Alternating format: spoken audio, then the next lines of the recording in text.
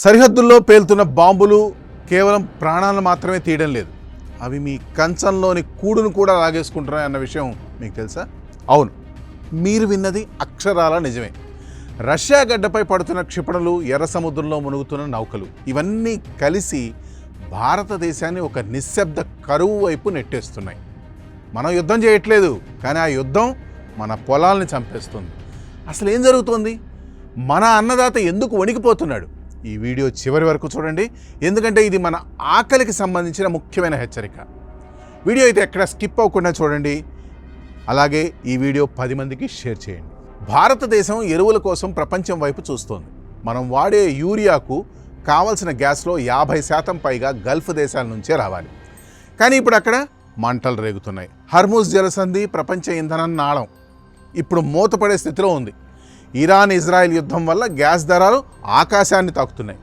Russia నుండి రావాల్సిన potash, Ukraine నుండి రావాల్సిన అమోనియా, ఇవన్నీ బాంబుల మధ్య చిక్కుకుపోయాయి. నౌకలు రావు, వస్తే బీమా ఉండదు. ఒకవేళ వచ్చినా వాటి ఖరీదు మీ ఊహకు కూడా అందదు. డిఏపి రైతుకు ఇది ప్రాణం. కానీ నేడు పొలాల్లో ఎరువులు లేవు, రోడ్లపై క్యూలున్నాయి. చైనా వంటి దేశాలు తమ ఎరువుల ఎగుమతులను నిలిపేశాయి. గతంలో 17 లక్షల టన్నులు పంపిన చైనా ఇప్పుడు కేవలం కొన్ని లక్షల టన్నులకే పరిమితమైంది. దీనివల్ల దేశంలో స్టాక్ 50% పడిపోయింది. విదేశాల్లో ఎరువుల ధర 25% నుండి 30% పెరిగింది.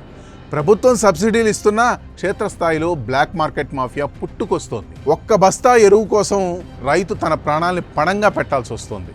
ఇది కేవలం రైతు సమస్య అనుకుంటే మీరు పప్పులో కాలేసినట్టే. ఎరువులు లేకపోతే పంట దిగుబడి పడిపోతుంది. దిగుబడి తగ్గితే మార్కెట్లో ధరలు పెరుగుతాయి. మీరు రేపు కొనే కిలో బియ్యం లేదా పప్పు ధర మీ నెలకు సరిపడా బడ్జెట్ను తలకిందులు చేయబోతోంది. ప్రభుత్వంపై పడుతున్న ఎరువుల సబ్సిడీ భారం అక్షరాల 2 లక్షల కోట్లకు చేరుకుంది. ఈ డబ్బు ఎక్కడి నుండి వస్తుంది? మీ జేబుల నుంచే. పరోక్ష పన్నుల ధరల పెరుగుదల రూపంలో యుద్ధ సెగ మనల్ని తాకబోతోంది. ఈ విషయంలో ఇప్పటికే శాస్త్రవేత్తలు తీవ్ర హెచ్చరికలు అయితే చేస్తున్నారు. ఈ యుద్ధాలు ఇలాగే కొనసాగితే వచ్చే ఖరీఫ్, రబీ సీజన్లు మన దేశ ఆహార భద్రతను పూర్తిగా దెబ్బతీస్తాయి. 140 కోట్ల జనాభా ఉన్న దేశంలో తిండి గింజల కొరత ఏర్పడితే ఆ ఊహే ఎంత భయంకరంగా ఉందో ఆలోచించండి.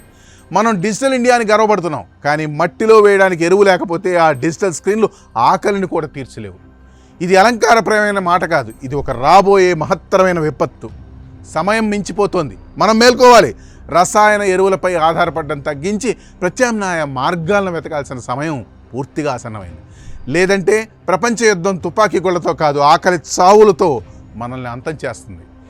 ఈ సమాచారాన్ని ప్రతి ఒక్కరికి చేరేయండి.